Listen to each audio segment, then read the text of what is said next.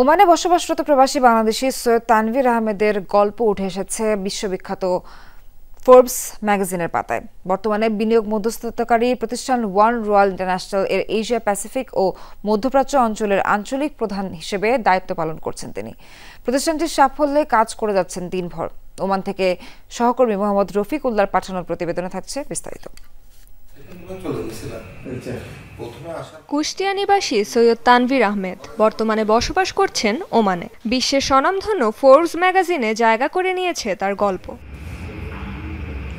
আন্তর্জাতিক প্রতিষ্ঠান one royal ইন্টারন্যাশনালের Asia Pacific ও মধ্যপ্রাচ্য অঞ্চলের প্রধান হিসেবে দায়িত্ব পালন করছেন তানভীর।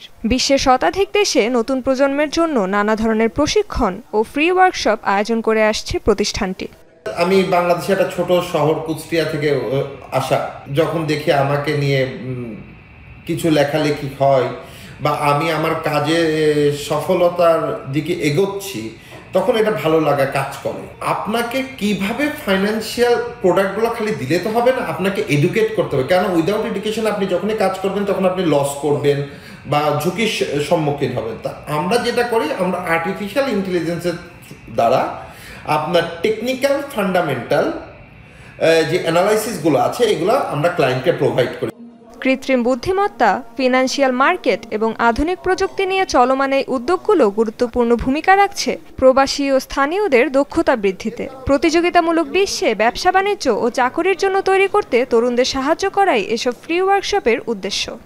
আমাদের কোম্পানির যে সিএসআর ডিপার্টমেন্ট আছে সেখান থেকে আমাদের কিছু সহযোগিতা করার ব্যবস্থা আছে।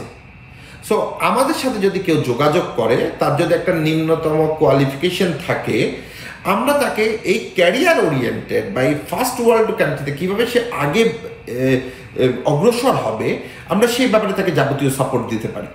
120টি দেশে ছোট বড় প্রায় 950টির অধিক প্রকল্প নিয়ে কাজ করে যাচ্ছে ওয়ান রয়্যাল ইন্টারন্যাশনাল। ভবিষ্যতে প্রতিষ্ঠানটির কার্যক্রম আরও বিস্তৃত করার লক্ষ্যে কাজ করে যাচ্ছেন তানভীর। রেজওয়ানা সায়মা, যমুনা নিউজ।